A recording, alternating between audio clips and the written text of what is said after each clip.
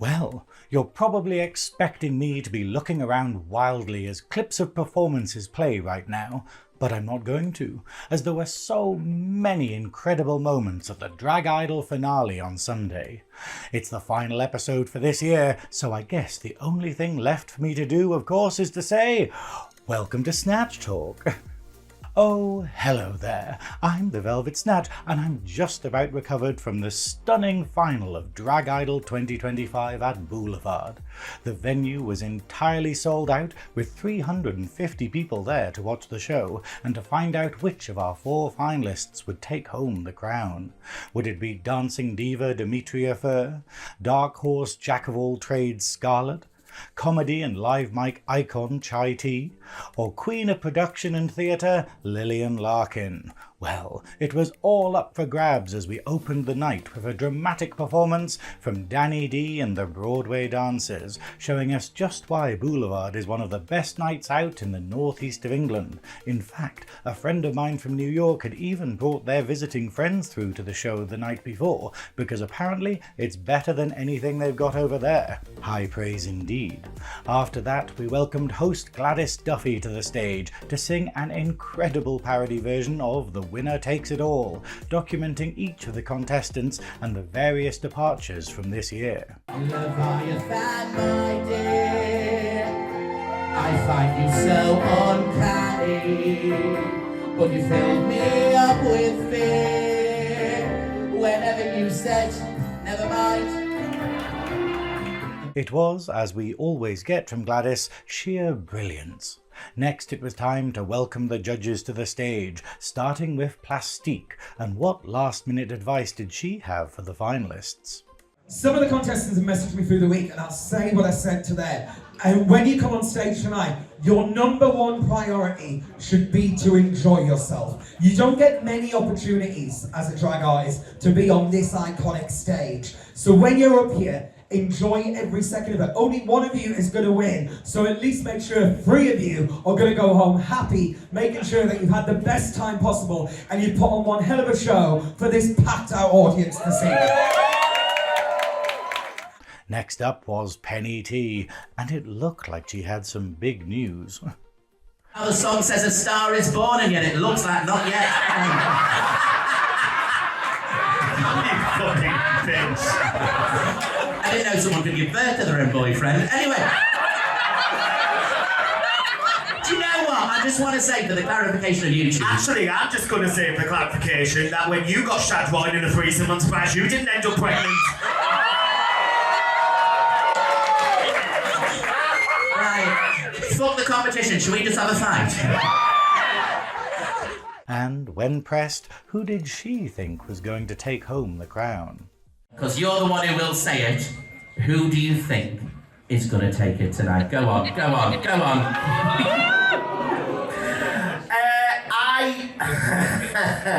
I'm not going to say. Because You're a coward. No, You're a coward. it's not that I'm a coward. I just feel like if we say someone's name, they're downstairs now. If they hear us say someone, it could potentially put the others off. Do I have a favourite in mind? Yes, I do. But have I had that in previous competitions and been proven totally wrong? Yes, I did. Last year, for example. Our very special guest judge of international and drag race fame, Michael Marouli, was out next. And what was she looking for tonight? I can't wait. I'm looking for a new Angel of the North to join the group. I'm so excited to see it. And Already offering them work? Get that, darling. Finally, it wouldn't be Idol without her. It was the arrival of the mighty mistress of mirth, Miss Rory.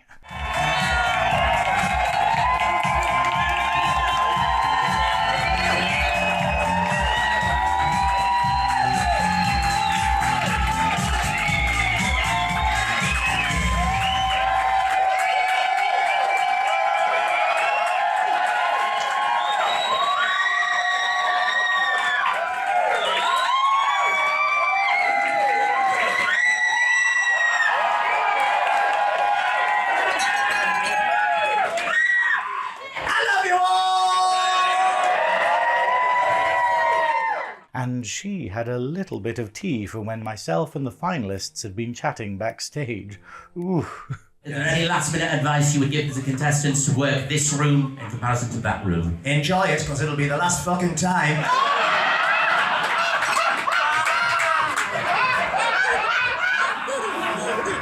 I heard them. I was sat in my dressing room downstairs. It's on the same floor, sort of like directly underneath it. It's on the same floor as where some of the contestants were getting ready before the show, and I'm just sat there putting my makeup on, you know, a little bit of bronzer and a clear lip gloss. And the four of them sat sort of outside my dressing room door, and I'm not sure which one said it, but one of them said, I was sort of like listening to that conversation through the door, and one of them said, "I'm surprised at how small the stage is." And I opened the door and said, "It's the biggest one you'll ever fucking work on." And then I closed the door, sat back down and went. There's always a lady of the people there. Well, you've got to be, haven't you? Well, that's us telled. But after the show was done, what consolation could she offer to the runners-up of the night? This could be the start of something really big for them. This could really make it for them. And if you don't win, just keep coming back and back and back, and then become a bit of a sort of a narcissist emotional manipulator, and then you too will be sat here. So, you know, it could work. I mean, you didn't win, did you? Yes. Did you? Yes.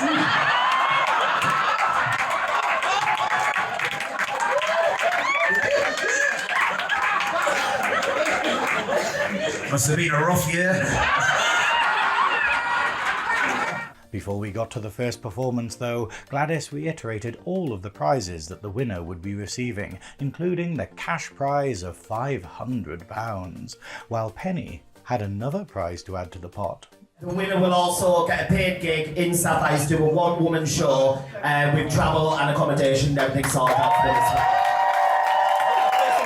And we will provide the stab vest as well if you want to go to the Anyway, on to the performers. Now, the way it works at the final is that each contestant has to put together an up to 7-minute number about anything they want really, as well as bring back and improve one of their previous numbers from the competition.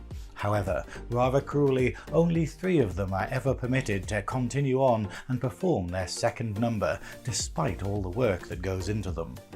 First up was Demetria Phurr with an inspired Mortal Kombat number with an incredible set of visuals from drag idol all-star Megan Madey, where Demetria faced off against various dance opponents, including her House of Fur family. Round 1, Demetria Phurr versus Layla Sagittarius, Blaine Runway, Lucy Phurr. You did the rest of your number, I can't be arsed. It was a pure nostalgia trip that showcased her dancing talents, and that voiceover sounded very familiar. Final fight, Demetria Phurr versus some other tart. You've been a very bad girl. This was our first perfect example of the night of how to use the added medium of visuals in your finale performance. It earned Demetria a standing ovation from Penny and praise from the other judges. Michael was obsessed with it, saying that the energy was everything, while Rory called her one of the most joyful competitors they've ever had in the competition, praising the visuals. Penny loved it, saying how she somehow wasn't outshone by all the special guests, and Plastique agreed, saying how it showed what a fighter she was, and allowing Demetria to point out that she was actually a Shokan black belt in karate. Going on to say, I was going to say there's like another little reference between, like, about this is like the fighting is that girls can also do drag.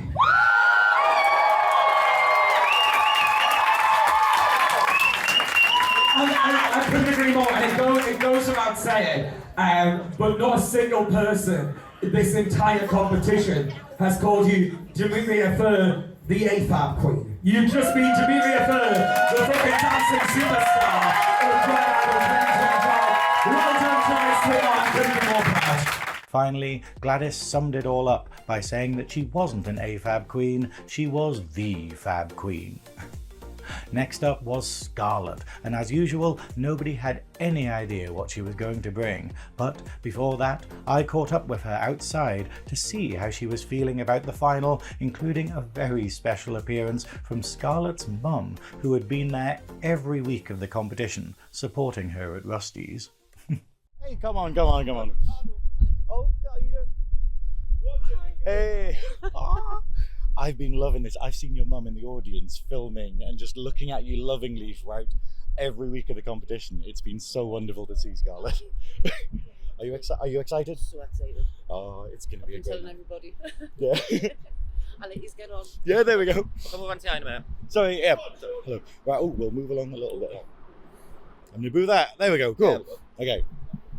Hello, it's me, the Velvet Snatch, and I'm here with the divine diva, the what did I call you last week? The chameleon. That was a chameleon. Yeah, you really are. Like, you have anyone who felt you had something to prove in this competition is just sitting there being like, oh well, yeah, that's me, Telt. I mean, wow, Sxarlett. Yeah, honestly, the amount of messages I've got throughout the weeks, it's been like, honestly, you've surprised everyone that's watched it, because obviously Gladys, she said even on the mic, like, we've known you as like a PCSD queen, but obviously I've done comedy, I've done film in a conch, I've done horror, like there's stuff I didn't think I would be able to do anyways, so that's it. Like, I was talking to Chai earlier, and it's what, like, have you felt that this has helped the competition has helped you discover stuff that you would never normally do and gone, wow, I can do that? Yeah, because I think if I didn't do it this year or in any years, I think I would have still kind of been stuck in the same box of like, oh, I have to be pretty, I have to be sexy, but obviously there's stuff that's happened. Like, after my Halloween number,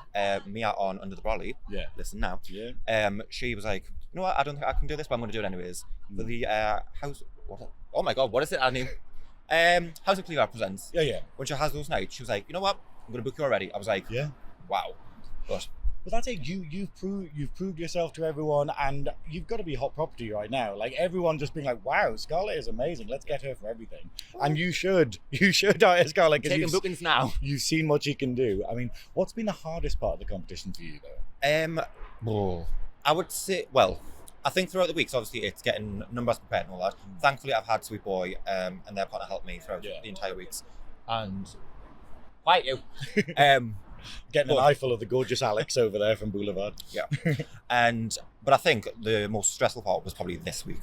Getting, like, I've even said, like, Sweet Boy, because they've done it last year. I've said to a few other queens and performers, like, how the hell did you do this? Like, 2 numbers, visuals, lighting, everything within a week is just insane. But we've got there in the end. Did you have to take time off work, or? I took time off work Friday. I had Monday off, which was my hangover day.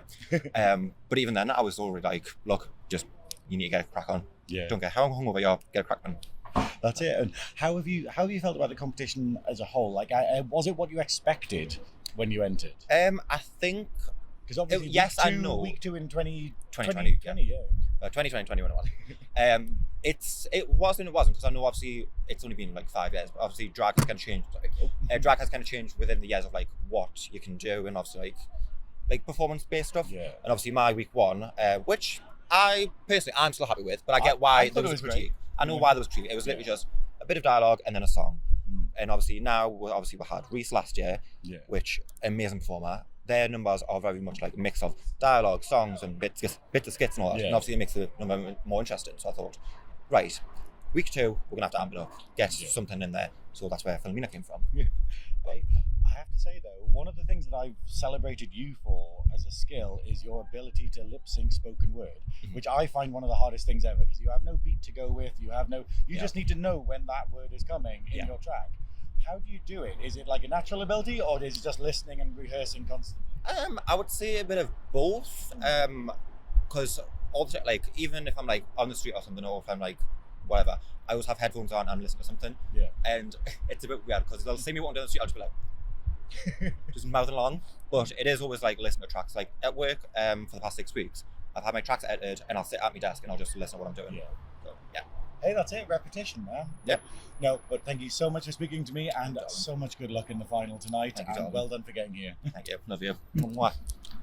Stream Under the Brolly and watch Velvet. Yes, do both of them. Sxarlett's number was a very touching performance about her journey of improvement since first entering in 2020, with clips of her back then and the online abuse she'd received from people who'd thought that she shouldn't be doing drag. I didn't understand what that had to do with the story.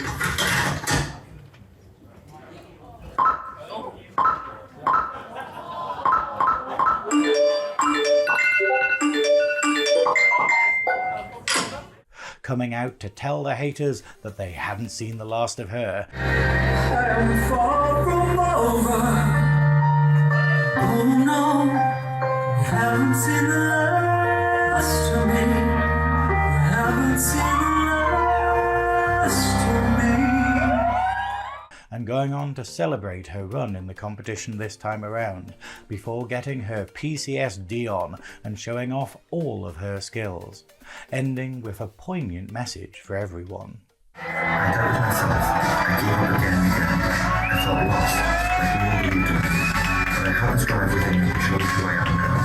With the support and love from everyone in this cast, the audience, and you, the judges, I've surprised myself and I'm here to stay. So thank you. It was full standing ovations from the judges and cheers from the audience. Penny, as the only judge who had been on the panel back in 2020, felt rather emotional, applauding the powerful message in the performance. Michael Marouli was also welling up, saying that it had given them goosebumps, celebrating the passion and Sxarlett for surviving all the knockbacks. Rory agreed with Michael, loving how every week of the competition they'd brought something new. However, Plastique put it best, saying how every week Sxarlett had been a character and that we'd never got to see them as themselves until now, and saying how she felt nothing except immense pride for her. Before she left the stage, however, Gladys pointed out just how Sxarlett hasn't stopped since 2020, and that sometimes you just have to work hard and wait for the rest of the world to catch up with you. It was another emotional performance next, so get those hankies ready as Chai T took to the stage. Now, I hadn't spoken properly to Chai since week 1, so here's what she had to say outside about how the competition had been going since then. Oh, hello there, it's me, the Velvet Snatch, and I'm here with one of our sensational drag idol finalists. You know who she is, but it's Chai T! Hiya. You alright?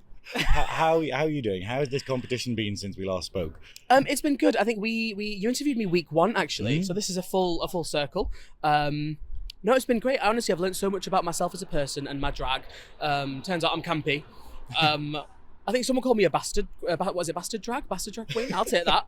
Didn't think that was in me. To be fair, you're from the House of Love, so it's a good thing to be a bastard. Yeah, true. Yeah, I've got to earn my worth in that one. No, but I've loved it. I've loved every step. It's been such a pleasure with the other competitors, with the judges. It wasn't a journey I was expecting, just because I've been watching it for so many years as well. But to be in it is just so different in a good way. How has it felt like, because obviously part of the challenge of Drag Idol is putting something together quickly and going, you've got a week to do everything on this. Has that been a struggle for you? Yeah, I mean, with some parts. I think with coming up with the ideas, not so much, just because I think I'm very, as a person, when I find an idea, I'm just literally like, let's just do it, let's go full send. Yeah. But it's just putting it together. It's the making the tracks and making sure it's all balanced and all that, and props usually. I think I used a lot of props. I had a person as my prop last week. That took a lot of organising, but no, I think that's been the most stressful part. But otherwise, it's been a fun challenge. It's boot camp, isn't it? Yeah, that's it. Like, is it what you expected Drag Idol to be? Because obviously, I keep warning people, like, you do it because it strengthens you and makes you better. Yeah. Is that what you've experienced? Yeah, 100%. Yeah, I think I knew it would be challenging, and I'm like I love just being given a brief and then finding a way to fit that brief in your own way. And I think that's what Drag Idol is. I think it really forces you to be creative and to stand out. And I've loved it. It's been grand, yeah. What's the greatest lesson you'd say you've learned from Drag Idol and what you would say to competitors next year? Ooh, well, that's a tough one. You're going to have to cut a bit of the silence. Oh, and we'll put some dance music in or something. I think, yeah. Hold music. Cut. I think, I would say, be prepared to do something that you wouldn't normally do. I think be prepared to be stupid. Be prepared to be a bit cunty if you're not cunty. I think just don't be afraid to be the polar opposite of what you think you are, because that's how you find where you actually sit. Because I think it's so, at least for me, I came into the competition not knowing who I was, but having a comfort zone, I think, definitely. And I've gone outside that comfort zone, and I've really enjoyed doing that. And of course, I've had my lovely family, my House of Love family, to push me to do that. And yeah, I think it's just fun. It's just have fun. Yeah. Have a bit of fun. It's cheesy, but well, they've been an amazing help to you throughout the competition, haven't absolutely, they? Like hearing the familiar voices of Bonnie and Gloria in like the tracks and doing like yeah. You hear it, you clock on. Yeah. No, it's been grand. They've been my support system. They've been so. Like it's been good to have. Do you know how you have like a rubber ducky in programming? Yeah. Like that's literally what it's been. Like I've been just spouting stuff, and they'll just be like, no, yes, no, and then we kind of just together work it through. Because my brain goes at like 1,000,000 miles an hour, so I kind of need someone sane to help funnel it. But no, they've been amazing. Honestly, amazing. Yeah. And are you excited for the final today? Yeah. Honestly, I think this is the first week I'm not like. I think this because there's not a threat of going home and not being here for the next week. But the other weeks I've been like, oh yeah, you're right. Do you want a cameo? Go on, Chris. 2 interviews in 1 year. This is a new one. Show 10 minutes. 10 minutes. I know. Okay. It's been great. See ya. No, it's been grand. What was the question? I've forgotten. We got interrupted by Chris Howe, the man himself. Anyway, but it was grand. Yeah. It's been grand. Journey's been great. No, that's fine. And yeah, good luck tonight. Thank you so much. Well done for your run in the competition. It's been incredible. Thank you so much. Thank you. And thank you everyone for watching and supporting on the YouTubes. Chris, let's go. Chai's performance started out with a recorded video about their double life and the struggles of not being out to their family. Although, of course, it wouldn't be Chai without some incredibly well-placed humour. Because now that I'm at Boulevard, I feel like I've got an opportunity to tell my story and talk about why drag is so important to me. And it is sad, so try for the map. Thank you. It's actually really exciting.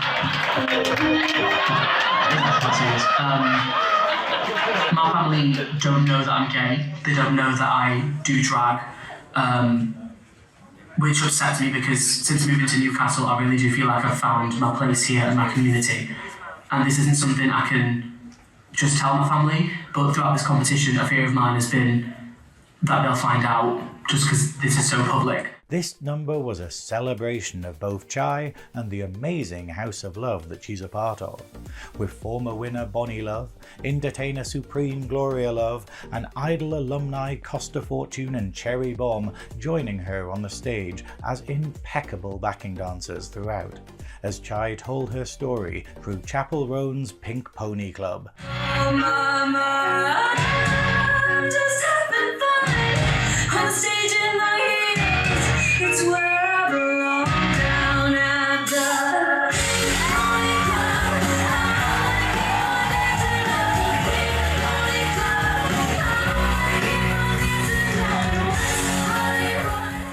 It was an emotional roller coaster with not a dry eye in the house from further video segments. Mum, if you're watching this, if you somehow see this on YouTube or whatever, this is me. This is who I've become. Don't be mad. I've found happiness in my own way. I've found family, and I found community, and I'm happy with my life. As well as reveals.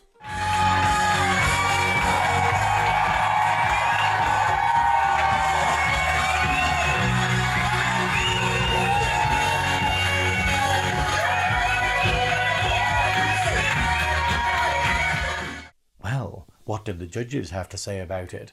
Well, I'm afraid it was sad news. No, sadder than that. No, even sadder than that. Only joking. The judges adored it, with Michael struggling to cope with how emotional it all was, calling it incredible. Each of the judges mentioned just how lucky they'd been to have families that they'd been comfortable coming out to, with Plastique pointing out just how many people around the world would be watching this performance who also aren't out and would be feeling the same way. If it wasn't for the Botox, Miss Rory could have cried, breaking character to speak to Chai directly. I often say to people, and I think it's one of the most powerful things you can say, the world, always remember this, and this goes for you all as well, this is Rory going more turning it down really than Rory. Always remember, the world is a better place because you were in it. Always, right? Finally, Penny was an emotional wreck, giving her own heartfelt message to Chai. Like, I hope your mum does see this, because, like Plastic said, our mums have already supported. My mum's my best friend on the planet. And to see somebody that hasn't been able to let their mum know that yet, it breaks my heart. I really, really, really want your mum to see this, because in the end, she created you, and what she created, Chai, is perfection. Now, I've spoken to Chai since the final, and I'm pleased to say that a lot of people have since reached out to her, saying that this performance gave them the strength to finally come out to their families, which is pretty beautiful when you think about it. Lillian Larkin was up next, so I caught up with the theatre queen herself outside to see how she was feeling about the final. Hello, it's me, the Velvet Snatch, and I'm here with finalist Lillian Larkin. How are you feeling? I am very excited, I am very nervous. And I'm very tall. Yeah, that's it. We moved the camera so you would fit in, and it still hasn't... Oh my word. That's it. We're gonna have to duck down for the camera. There we go. No. Hi. Like, how are you feeling? Does it feel crazy to be here at the final? Yes. As I said to you sort of last week, I was like, if I get to week 3, I'll be happy. And now 6 weeks on, I'm about to go on the Boulevard stage and see how it goes. I mean, you've just recently started drag. Like, drag is like, you know, like you started it like mid last year, wasn't it? Beginning of April. It actually popped up on my timeline. I had a mother-daughter day with Phoebe a year ago today, where we were testing makeup ready for my first performance at the beginning of April. That's crazy. So, and obviously we talked about how you've been able to use your theatrical background in drag. Like, how has it been preparing for the final though? Very different, because we've got the advantage of the visuals on the screen. So instead of having I've had my little sets. I don't need that this time around. So I've only needed 1 car instead of 2. But it's nice because you can do a lot more.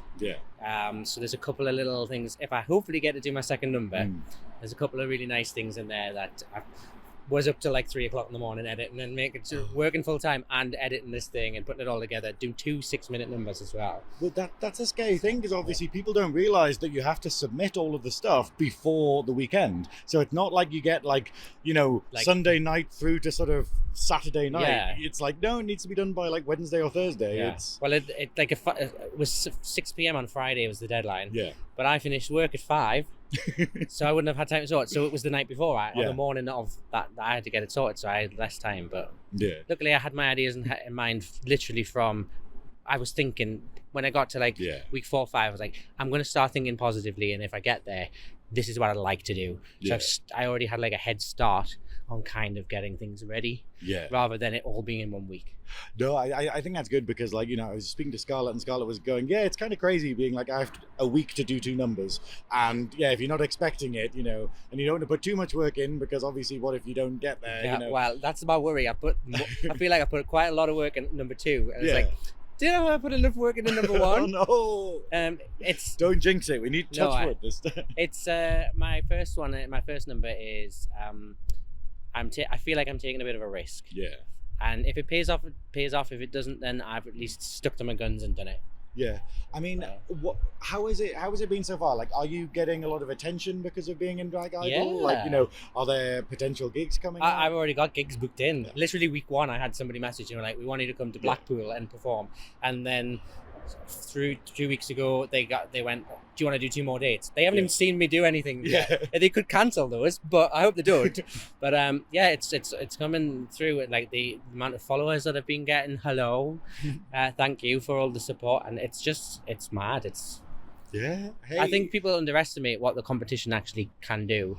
Like, people think, it's just a bunch of people in dresses and wigs getting up and... Well, people think it's like an isolated thing to Newcastle, and it's just like, I've got people commenting on Snatch Talk and sending me messages being like, I just watched like your All-Stars number from Texas, and you're like, what? Like Texas, and like, and it's that thing of people love good drag, and you are fantastic drag, the same as all of the finalists. I mean, I'm so excited to see what you bring tonight, and it's been so lovely chatting to you over the course of the competition and getting to know you a bit more. You too. Yeah, good luck tonight. Thank you, thank you. Mwah. Lillian's performance started off with some brave live mic and stand-up work, demonstrating just how good Big Lil is as a host. My other former palm is also here in spirit. I'm wearing her boobs. Not our real boobs, you weirdos. Our silicone ones. I realise that sounds just as weird, but never mind. But yes, she's been a great support as we go on with the competition. But she had some sad news. No, I'm not doing that again. I, Big Lil, I'm single. No, it's worse than that. No, it's much worse than that. It's not that bad, come on. With the number going on to a live parody version of Let It Go. Should I swipe left? Should I swipe right? I'll be on Tinder every night. Can't find a match, it's such a pain. Let's try again. Need a man. Don't care if his name is Stan. Need a man, any man. To get one is my plan. It was wonderfully done and brilliantly sung, including a good few nods to fellow drag idol stars. In the end, Lillian found her man in a well-received reference to last year's Rory and BIP-TP obsession, Mandy Patinkin.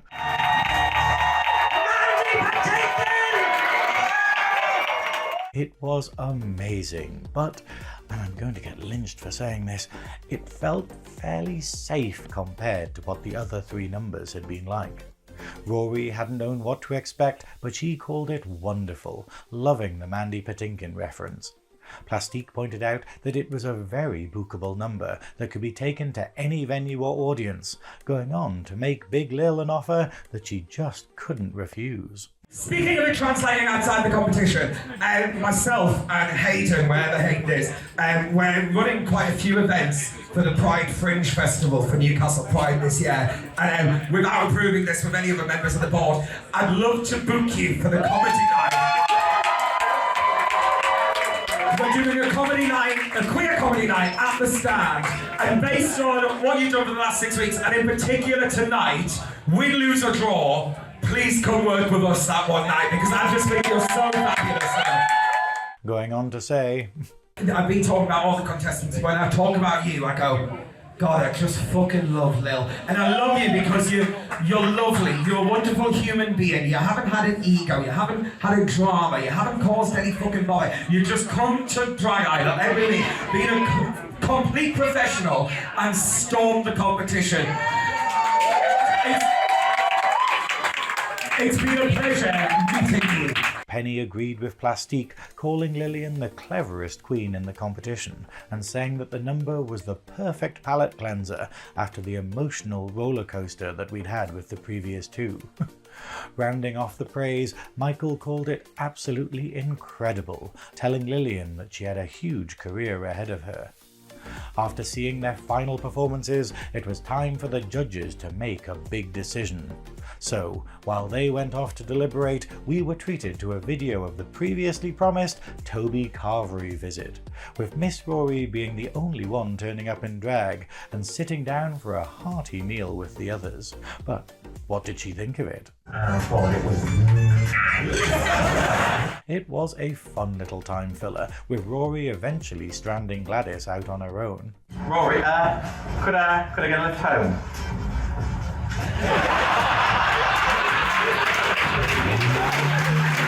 However, after that it was decision time, with the finalists brought back on to find out which one would be going home early. But we're heading into spoiler territory here though, so actually, we're not. Now, I've asked Gladys about this, and apparently it hasn't happened since her year of 2018, but the judges just couldn't decide, and were putting all 4 of the finalists through to the second half. This was a massive relief for me, as I was so worried that Lillian might not get to do her second number after all the work that she'd apparently put into it. There was a quick interval, and then we were all back at it, with the Broadway dancers and Danny D doing their thing. Sister Fanny might not have been able to make the final, but she was there in spirit with this spectacular Like a Prayer number.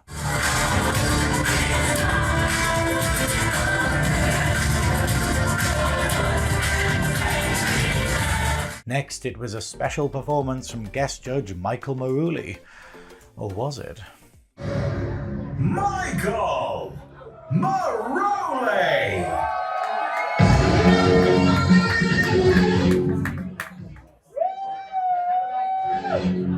Well, you know, Chris, you absolutely fucked it.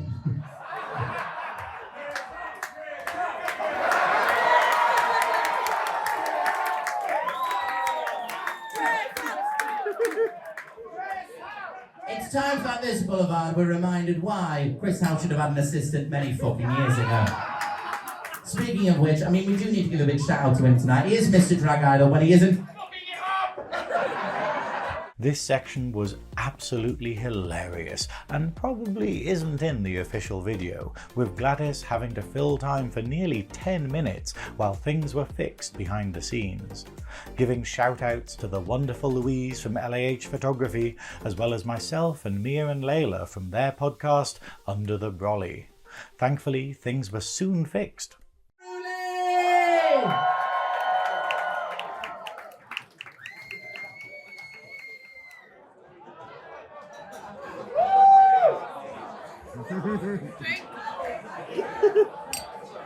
Are you drinking every time something goes wrong? I have a drinking game.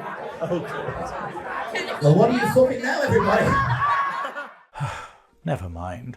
This whole section demonstrated just why Gladys Duffy is one of the finest drag hosts that money can buy. When it finally happened though, Michael's performance was lots of fun, doing their verses from Don't Ick My Yum and including some of their best quotes from RuPaul's Drag Race. Now, the contestants had changed and were ready for the second half now, and we were keeping the same running order. But before she went out, I was able to chat to Demetria Phurr outside about the competition and about that first number of hers. Hello, I'm here with our sensational finalist, Demetria Phurr. Now, how are you feeling tonight?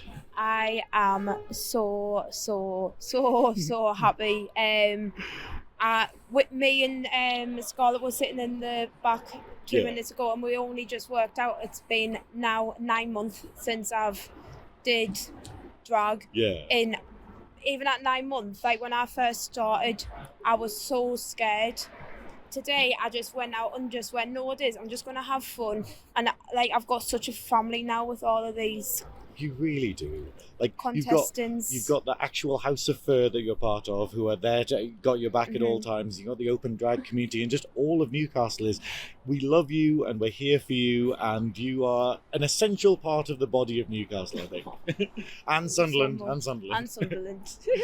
But yeah, so how did you feel about your number? Like, what was the inspiration behind your first number? So behind my first number, like I always wanted to do like a battle sequence.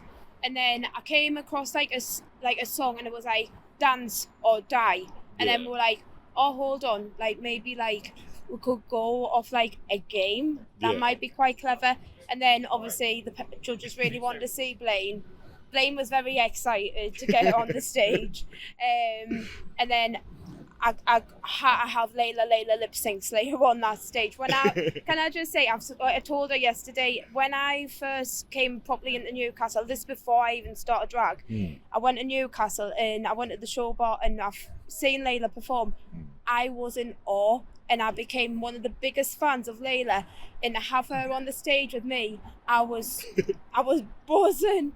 And then obviously getting to share the stage with my mum Lucy, like I can't like Lucy, Aaron, Blaine, even people from like my dancing, my best friend Pinky, and like from even out of dancing as well, is like my mum, and like my mum's actually came out tonight to see me perform for the first time. Wow.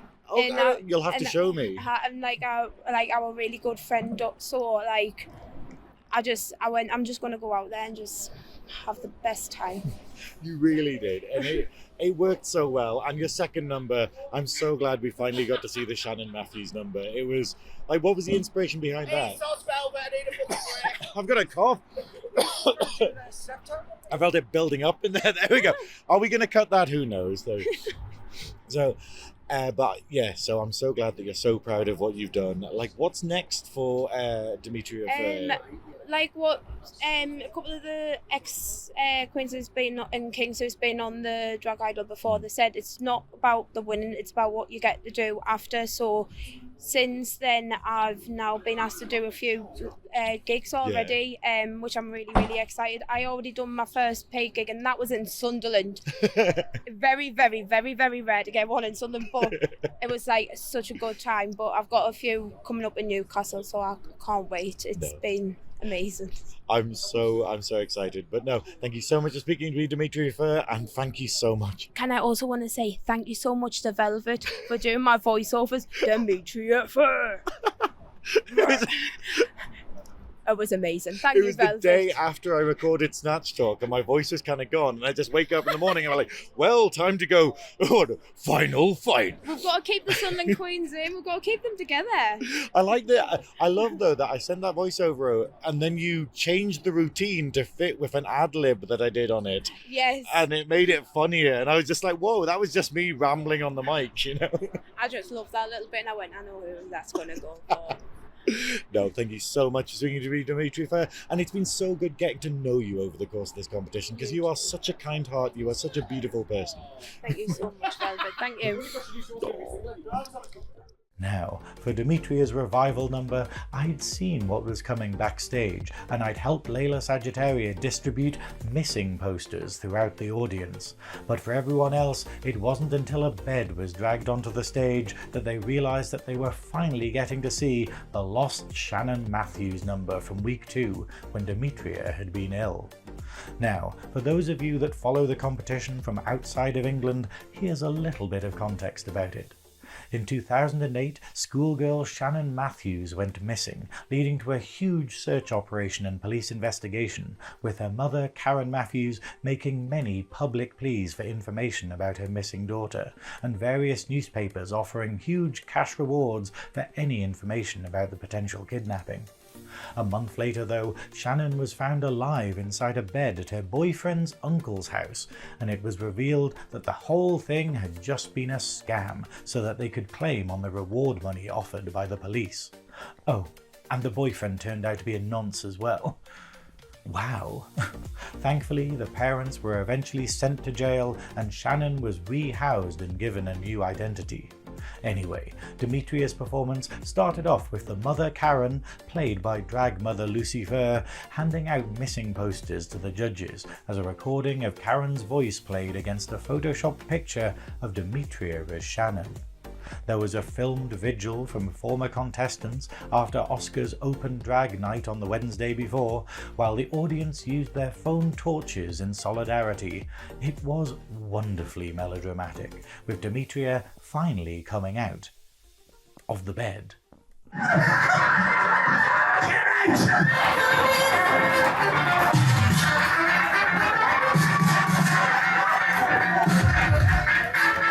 And Blaine Runway coming on to arrest the mum. It was hilarious and camp as tits, with Demetria coming out to fill additional time by doing her own impression of Penny T's famous monologue, showing off her dance skills to fame. Do you know what? Keep talking my name, because when you do talk my name, people remember my name. Remember my name, remember my name. Do you know what? Let's have a laugh. Let's have a laugh. Remember my name. Chris, let's go.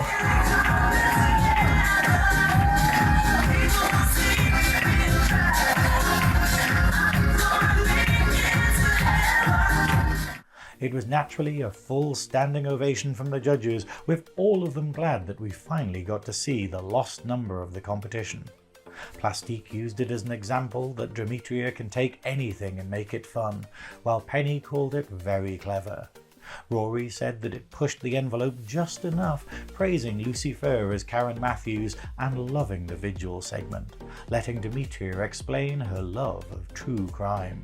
Now, I had thought that the penny bit at the end was a little bit disjointed, but apparently it was to represent Shannon's new identity after getting rehomed, with Demetria starting her own conspiracy theory that she is actually the rehomed Shannon. Next up, what number would Sxarlett bring back? Would it be her Evil Dead horror one, or her Philomena Kunk one? Well, how about both, with a very clever performance. Coming out as Kunk, it ran largely the same, with additional visuals and a new gag towards Michael Marouli. Michael Marouli came a lot, didn't he? I think you mean that he's associated with the court of Camelot. No, it definitely says Michael Marouli came a lot. However, the twist came after asking whether we liked ABBA, with Sxarlett touching a cursed book, coming back onto the stage in her deadite form. So you're not allowed to touch it? No. I thought that was because of the curse. The curse? Yeah. I heard that there was a curse on them.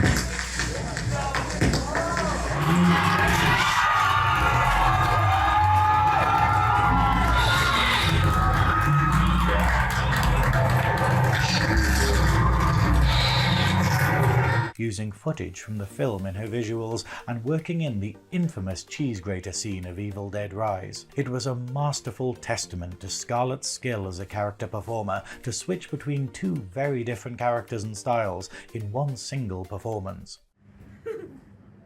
What the fuck is this? It was another full standing ovation from the judges, with Gladys saying that she'd screamed at the cheese grater bit, while Penny T called it just so clever, calling it the strongest number of the night and a winner's performance.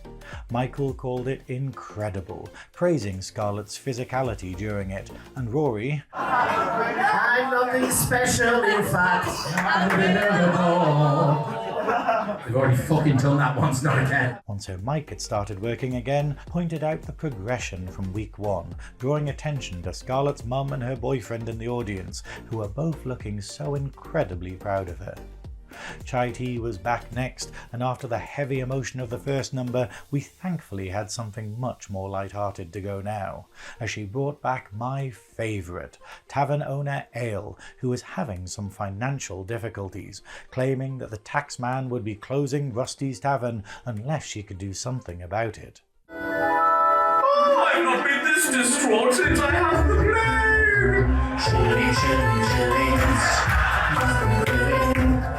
In the taxman's world, shillings, must be thrilling. In the taxman's world. Luckily, her sisters Mead and Water were there to remind her about the clapometer, where if they could generate enough claps from the audience, the tavern would be saved. What art thou talking about, Ale? There's always a way. Thou forgetteth about the... Oh yes! Silly fucking Ale! I have forgotten about this witchcraft! Leading to a series of excellently choreographed numbers. Dance break including one with Chai's Irish dancer from last week, and one with a mediocre pop song that Plastique keeps alive, and featuring wig reveals from all three. Michael described it as pure joy, saying it was so funny and really well rehearsed, while Penny celebrated how Bonnie and Gloria as the extras had made sure that Chai had stayed the star throughout, saying how in 11 years of judging Drag Idol, she'd never seen a final as tough as this one. Plastique agreed, comparing the trio to the performers in the Angel of the North group, consisting of Michael Marouli, Ginger Johnson, and Tamara Thomas. Rory simply said that she was as obsessed with Chai as Penny was about Greek mythology, calling it a very easy watch and effortlessly brilliant. Lillian was our final contestant for the night, taking Sxarlett's concept to the next level by combining all of their numbers from the competition into one overarching narrative, coming out as a cleaner to sing Let Me Be Your Star and going on to stardom. A British cleaner, Lillian Larkin, has become an overnight sensation. Lillian Larkin, I love her. Lillian Larkin is a star in the making. Editing themselves into the Graham Norton show and being cast as the new Doctor Who, leading on to a little bit of tap dance time warp, with Vic the Prick reprising his role as a Dalek. From then, Lillian married her boyfriend Mandy Patinkin before going on to star as the Bride of Frankenstein, brilliantly one-upping the hand gag by having her lose both hands while already holding a severed hand. There was trouble in paradise though, as she split from Mandy Patinkin and moved on to pantomime season, with of course that bloody hat. Has anyone got a staple gun? I hate you all! There was a quick Special K advert from Mrs. Doubtfire before Lillian came back on to belt out a live version of Let Me Be Your Star and beating some other nominees to an award. It was simply incredible, and my performance of the night, the sheer skill both physically, logistically, as well as editing and design was just off the charts for me. It was a sensational achievement. For instance, in order for Lil to have enough time to do a quick change, her actual boyfriend Mac had played the Bride of Frankenstein. Now that's some good planning. What did Rory have to say about it though? There was a problem with that number, Lillian. And I'm sorry this is quite controversial to say. There was a problem with that number, and there was a part of that number that I really did not like. And that part was the end. Because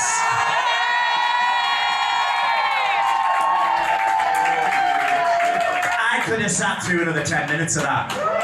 Absolutely. Oh, God, it was just perfection, Lil. Brilliant. Bring back your best number. Fuck that, I'll do them all. I turned to Michael there and said, well, I fucked. Then pointing out the Big Lil fan club in the audience and giving them the new moniker of the Lilettes, the best a queen can get. Plastique admitted crying at the sheer wanton drive of Lillian, telling her that she was obsessed with her. Penny called it exactly the sort of drag that she liked to see, and Michael gave it 10 out of 10, calling Lillian a fucking superstar. With that, it was time for the judges to make their final decisions, but not before a touching tribute to national drag icon the Vivienne, who passed away earlier in the year due to struggles with addiction. It featured a performance of her singing at the 2017 Drag Idol final, as well as a heartfelt tribute from Miss Rory as Dan, urging people to reach out when they're struggling with addiction, which I think you need to hear. We all joke about taking gear and all this kind of stuff, but it is an addiction, and especially in a community like this that can sometimes feel a little bit battered down, and it can be quite isolating, I'm sure, even when you are surrounded by so many people, because you feel different or you feel pain in different ways. If you are struggling with that, please get help. Reach out to somebody, right? Because there is no way that we need to lose anybody else like Viv or anybody else like you, right? You're never alone. There's always somebody there for you, and the world is a better place because you were in it, and it was certainly a better place because you were in it.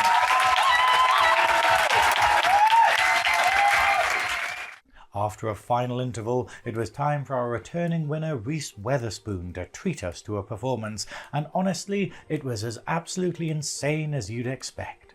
Starting with a lengthy clip from a Doctor Who episode, followed by Reese descending from the ceiling in a space helmet.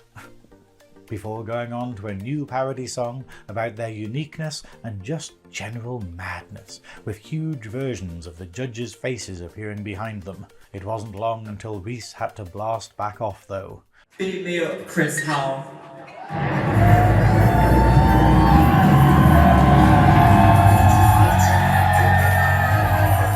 But it wasn't over, as Reese came back out to do a bit where she unsuccessfully tried to break apart her winner's crown and offer pieces of it to all the people that had helped her along in the past year. Finally, they decided to ramp the campness up to maximum with a world record attempt at how many watermelon pieces they could eat in 2 minutes, adjudicated by Vic the Prick. What the fuck?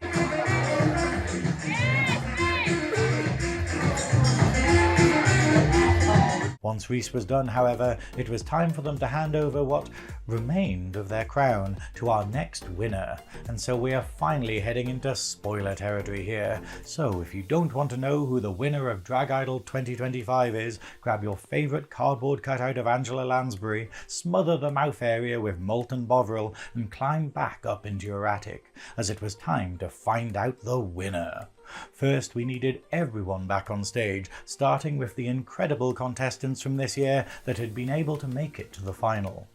Then it was time for our finalists, Demetria Phurr, Sxarlett, Chai Tea and Lillian Larkin, and of course the judges and Reese. And the winner was... Sxarlett!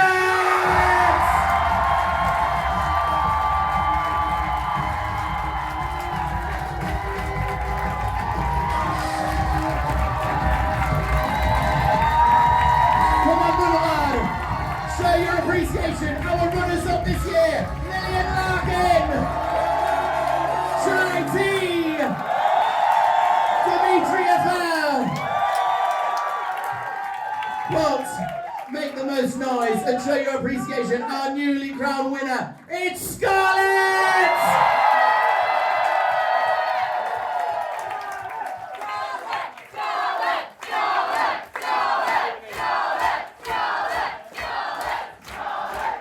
Congratulations. What a journey you have had through this competition, and indeed all the way from 2020. Boulevard, your new winner. Sxarlett, is there anything you'd like to say in this moment?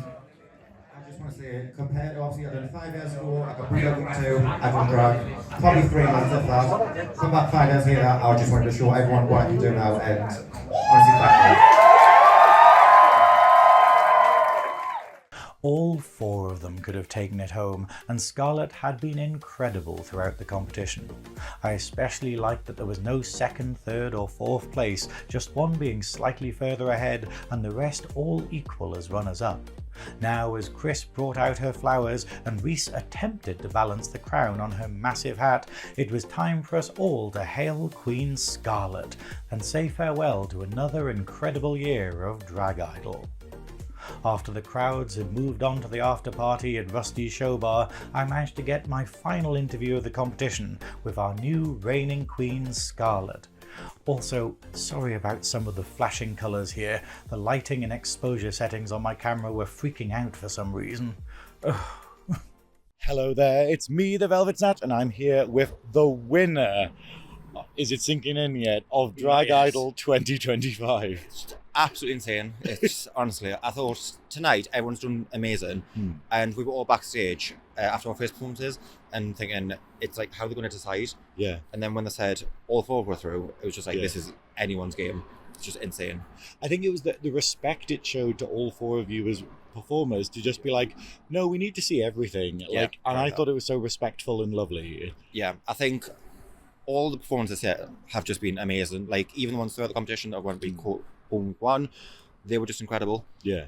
But I think the final 4, including myself, I think they were just, it was all deserving of everyone. Honestly, I'm just still speechless for words, honestly. I think it's amazing. And I love the sort of humility of yours where you wore the hat, that amazing hat that is on the floor there now. Yeah. And I loved it, but it was very much a hat of someone who doesn't think they're going to have a crown, being trying to be placed upon it by Reese. It was a bit of both. No, I think throughout the competition, I do always get in my head a lot about certain things, and this year it was kind of, in my head, I had a picture of who was going to win, and I didn't think it was going to be me. Yeah. So it was a bit of that, but also I thought the hat looked fucking great. Which also shout out to Love Deluxe, who made me that amazing hat. Yeah. So yeah. No, but I think it says a lot about you that, like, I can relate a lot where you get in your head, you are very, you suffer from imposter syndrome. You think that you shouldn't be where you are, because of it, maybe because of various things, but because of like the week 2 of 2020, we did this, we've already done this, 2020. Yeah. But you are absolutely incredible, and hopefully this will do something to shake the voices, Yeah, I think it's always going to be there with myself. I'm always going to have doubts in my head. That is just who I am as a person. But I think this has definitely slapped me awake to be like, you can do this. You are an amazing performer. And you really are, like, and it's been so good being part of this journey with you, and just getting to see the evolution over the years of Sxarlett. And what inspired you to put the two numbers together for your second number? Was it like a natural, oh, of course I've got to do that? Or pretty much, yeah. So I am obsessed with horror, love horror. But I thought, with the weeks that we've done, obviously it was returning like what is the best one. Filling Me Now was amazing. That's definitely my amazing number. And week 3 was definitely a great number, but obviously Chai took that week. Bitch. Love you, Chai. No, I do actually love Chai. I'm not having another drama. But no, I thought, you know what? They loved both. I got a standing ovation for both. May as well just mash them together. Yeah. Yep. I don't think it was good. It didn't leave it like, I think it was Plastique that said basically like, yeah, that's what we kind of wanted to happen, and then to have it happen is like, oh great, we got both of them, you know. Yeah. Like, and obviously we touched briefly, there's no animosity between the top 4, is it? Like they absolutely not. You know, I mean, there was jokes about you and Kiki having a bit of a fallout, which got resolved. Yes, which can I say, there was actually no drama. What Gladys said on the mic, there was no drama. It was literally just the offhand comment I said saying hi Chi-Chi. It was about the whole editing stuff. Yeah. There was literally no animosity. She messaged me, we resolved it straight away. Yeah. Nothing bad. I think that's wonderful. I mean, no. But what's next for you then? Well, I'm going to get drunk tonight. But I don't know. We shall see. Yeah. We shall see. I need to wrap my head around this first. Yeah, no. Well, take it all in, and well done on an incredible run and an incredible final performance and an incredible win. Thank you, darling. However, that wasn't the end of the crownings, as all night, former winner of Miss Congeniality, the Delta Quadrant, had been running around interviewing and collecting votes for who should carry on the title after her. After everyone had gathered around at the after party, it was announced that the 2025 winner of Miss Congeniality was, of course, Demetria Phurr. Very, very well deserved. Finally, the after party was amazing, including some incredible performances from both our judges and notable others such as Mia T. Cleaver, Skanky Candle, and superstar superfan Charmaine Diamond White, who had travelled all the way up from Bournemouth again for the final. And that's your lot for another year. Thank you so much to everyone that's tuned in and supported this show and has enjoyed me rambling on about this local institution that I love so very much. Please give all of our contestants a follow on their socials, as you can keep up with their careers after the competition. And if you don't already, follow me, the Velvet Snatch, on all my socials, Girl Global, and subscribe to this channel to stay informed. Finally, I just want to say a big thank you to everyone that's helped me produce this show, and Chris Howe and the judges at Idol. Also, special shout out to the Delta Quadrant for kindly swapping seats with me at the final after this table that I'd been upgraded to was at a much worse angle for filming. Also, drag queens Sheila Virgin and LV Rara for being such good company throughout the final. If you've got opinions on how I can do this show better, go to the link on your screens now. And if you'd like to support my local causes by buying some Snatch Talk merchandise, go to the store link appearing now. Have the most wonderful time this year, and I'll see you all again soon. Goodbye. Oh, also, before I go, look at all the random stuff that I have on my table after doing a year of Snatch Talk.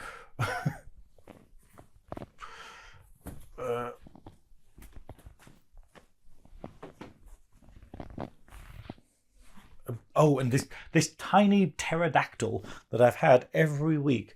Look at it, tiny little pterodactyl. I've had him every week. I have no idea where he came from, but he's been supporting me the whole time. So yes.